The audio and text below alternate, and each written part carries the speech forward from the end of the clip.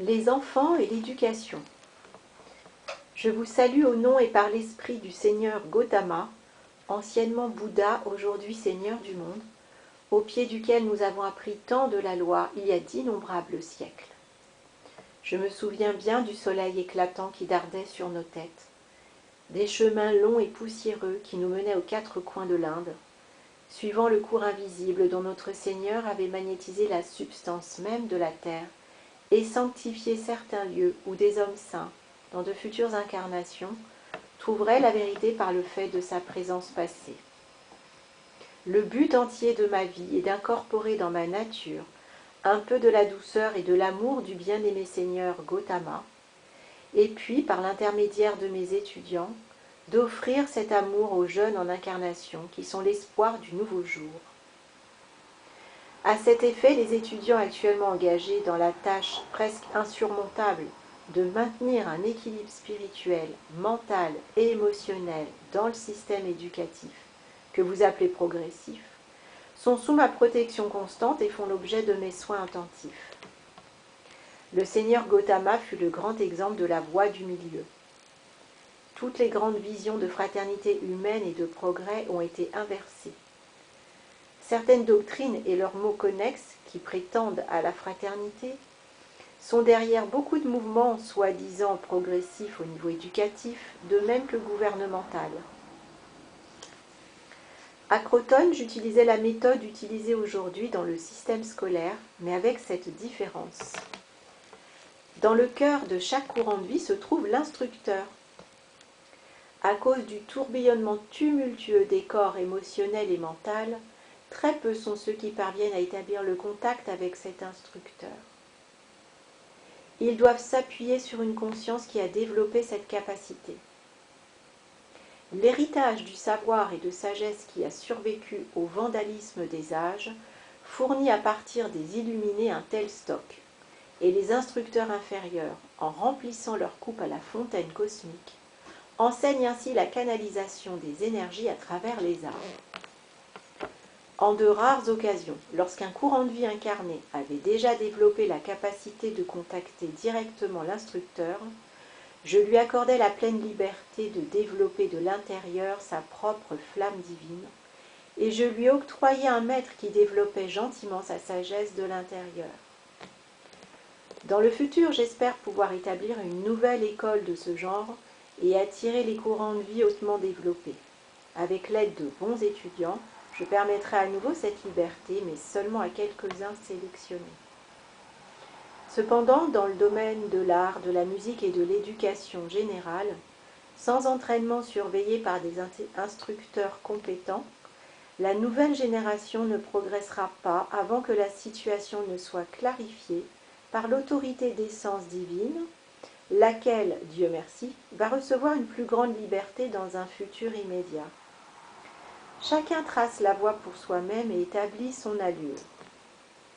Je révère la présence de Dieu et sa sagesse silencieuse. Celle-ci est tellement sainte que je ne la profane pas par des sons extérieurs superflus. Au début de mon ministère, j'appris qu'il y avait autour de moi beaucoup de voix remplissant mon esprit et mon être de confusion. Jusqu'à ce que je levai les yeux et entendis la voix de l'un. Alors, pour toujours, mes oreilles se fermèrent au tumulte. Comme il n'y a pas assez de véhicules éveillés pour être les portes par lesquelles la sagesse peut venir, nous devons utiliser du mieux que nous pouvons le matériel que nous avons à disposition. Au travers de prétendues circonstances, nous rassemblons le blé spirituel qui sera la nourriture du futur. Vos invocations cosmiques pour appeler de jeunes candidats à devenir des maîtres ascensionnés au service de la lumière sont inestimables. Le christianisme pratique est dévotion. Une âme prête à être un vaisseau pour les maîtres vaut plus que toute la richesse matérielle de ce pays. Quand vous invoquez pour les jeunes, invoquez la protection, l'amour des amis affectueux et des cœurs aimants. J'enseigne à un grand nombre d'âmes puissantes qui doivent s'incarner au nouvel âge en tant qu'instructeurs. Ils seront les missionnaires de cette activité dans les pays du monde. Je les instruis par l'image, leur montrant l'incarnation qu'ils vont vivre. Chacun d'eux est capable de suivre son individualisation par la couleur de la tunique qu'ils portent. Et quand ils retourneront en incarnation, ils se souviendront de leur plan divin et pourront le suivre. Application constante de la loi, projection permanente de la flamme, approvisionnement et réapprovisionnement constant du monde en lumière et vigilance continue, telles sont les conditions de la victoire. La conscience réceptive. Le transfert de conscience d'un esprit à un autre est connu sous le nom d'éducation. La vérité pleine et entière demeure éternellement présente dans l'esprit universel de Dieu. Mais l'intelligence individualisée de chacun des enfants de Dieu doit parvenir à l'intérieur de ce grand esprit et intégrer dans sa propre conscience autant de vérité universelle qu'il peut absorber et comprendre. Chacun plonge dans le puits de la connaissance sa propre coupe de réceptivité et en profite à raison de sa faculté de réception. C'est une communion spirituelle.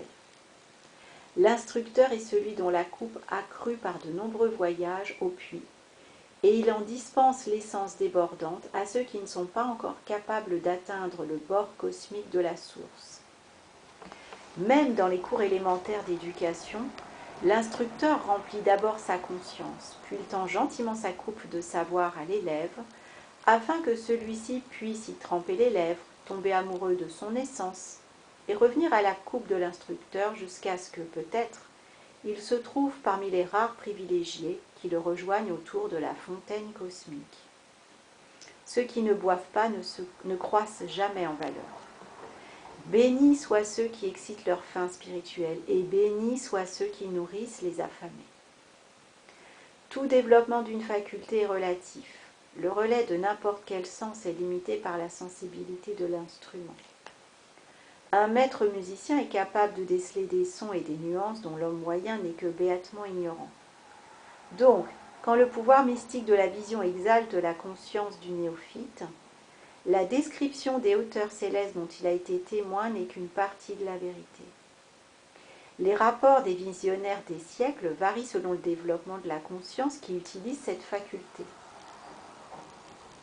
Les lamentations des prophètes, les vibrations apaisantes des psaumes, le courroux de Jéhovah, l'amour du Père, tout cela résulte de témoignages de la vision élevée d'individus dont les divers niveaux de conscience ont provoqué la confusion des masses et les plaintes constantes.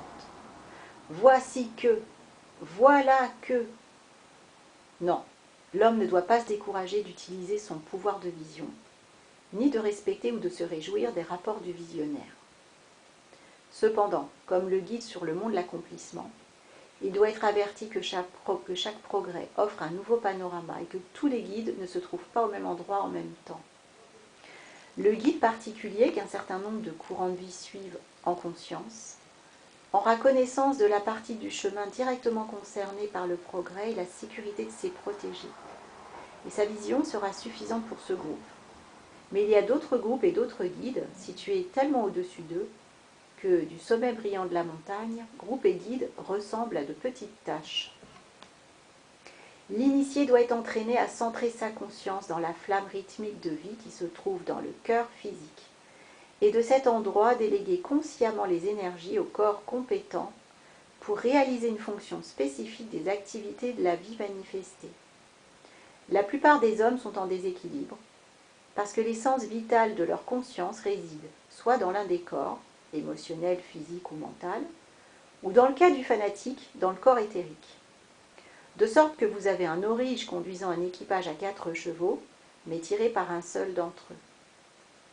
Il n'est pas chose facile de désengager sa conscience du centre où elle a conservé sa résidence, souvent pendant des siècles, satisfaisant des appétits particuliers de nature physique, mentale ou émotionnelle. Mais telle est la responsabilité des frères gardiens.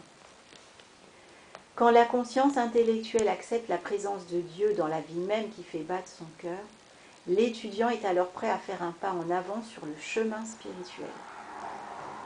Les êtres spirituels que sont les veilleurs silencieux de la lumière en expansion dans le cœur des hommes font alors appel au Seigneur Maitreya ou à moi-même afin que soit octroyé un instructeur à ce courant de vie. Cet instructeur fournit les voies et les moyens par lesquels l'étudiant est encouragé à contacter sa présence intérieure et au travers de l'expérience heureuse de ce contact, à s'efforcer de créer et de soutenir une connexion active entre le jeu extérieur et l'intelligence divine qui soutient la forme physique. Si l'instructeur à quelque moment que ce soit dévie de la tâche incessante de reconnecter encore et toujours la conscience de l'étudiant à sa présence intérieure, ou s'il induit l'étudiant à s'appuyer sur une source extérieure à soi-même, alors dans une large mesure, cet instructeur a failli à sa tâche. Tout processus de croissance spirituelle consiste à accomplir et à devenir la plénitude de cette présence interne. Vous ne faites que commencer à savourer la joie qui surgit quand le courant de vie découvre qu'il n'y a aucune limite à l'expansion de la conscience et que l'identité consciente de soi peut entrer à volonté dans chaque royaume par la porte ouverte de son attention. Au royaume de la conscience, il n'y a ni hauteur, ni profondeur, ni largeur. Pour toute parcelle de vie qui décide de fonctionner dans n'importe quel royaume ou état de conscience, il n'y a pas de barrière, à l'exception du taux de vibration de son propre courant de vie, qui doit correspondre à l'action vibratoire de la sphère dans laquelle elle veut résider. À travers le processus de pensée et de sentiment, l'homme détermine consciemment son action vibratoire et il vit, se meut et existe dans l'état ou le royaume de conscience qui correspond à celle-là. Donc, au cours d'un jour ordinaire, l'homme moyen évolue dans beaucoup de sphères ou états différents de conscience, se mouvant comme un ascenseur qui monte et qui descend. La loi de l'existence veut que l'action vibratoire des vagues d'énergie libérées par le courant de vie détermine l'état de conscience dans lequel il se trouve. Vous avez appris comment vous pouvez attribuer un modèle à vos processus de pensée et de sentiment par un appel au maître ascensionné, en leur demandant de se centrer eux-mêmes dans le centre distributeur d'énergie qui vous appartient, et votre énergie suivra le modèle des maîtres qui accélérera automatiquement l'action vibratoire de votre monde et vous élèvera vers une octave supérieure ou un état plus élevé. Vous ne pouvez vous élever vers des octaves supérieures que par un changement volontaire du taux de vibration de votre être, qui agit comme le bouton électrique de votre ascenseur et vous amène immédiatement au royaume ou à l'état de conscience correspondant à votre pensée et à vos sentiments. Les maîtres ascensionnés maintiennent leur être dans la conscience de maîtres ascensionnés, car ils ne veulent pas permettre à l'énergie de leur courant de vie d'être requalifiée par moins que la perfection. Ils sont des maîtres d'énergie dans leur propre monde et évoluent dans les sphères qu'ils ont délibérément choisi de pénétrer par le contrôle conscient de l'action vibratoire de leur courant de vie. Lorsqu'un maître ascensionné décide de devenir physique et tangible en un endroit quelconque de la surface de la Terre, il qualifie immédiatement l'énergie passant à travers son corps à un taux vibratoire plus bas, ce qui rend visible sa forme à la vue physique. Quand il a terminé son service, il ne fait qu'accélérer l'action vibratoire de son véhicule, de la même manière qu'un pilote met en mouvement l'hélice de son avion. Le maître ascensionné fait de manière consciente et sous le contrôle direct de son intelligence dirigeante ce que l'humanité fait inconsciemment. Cependant, en abaissant l'action vibratoire de son corps, le maître la conserve polarisée par l'amour. L'amour étant la projection naturelle de la vie, il ne permet pas à l'action vibratoire de la sphère qu'il visite de souiller son pur véhicule. Votre conscience est le moule de l'esprit, et il n'y a aucune limitation à la perfection vous pouvez en tirer. Vous pouvez avoir de très hauts sommets, de grands lacs de cristal ou des plaines verdoyantes. Vous pouvez vivre dans un palace ou une maison de campagne à votre gré, et la conscience ne connaît ni temps ni espace. Cette délicieuse liberté vous donnera un avant-goût de ce que représente vivre en permanence dans ce royaume d'expression parfaite. Faites l'expérience de vos pouvoirs de création dans les royaumes de conscience. Ouvrez votre conscience comme un soleil à l'épanchement de notre lumière de maître ascensionné, sachant que votre liberté viendra quand vous arriverez à comprendre ce qu'est votre conscience et quelle est votre relation avec elle. La seule différence entre un maître ascensionné et un étudiant est la qualité de pensée et de sentiment.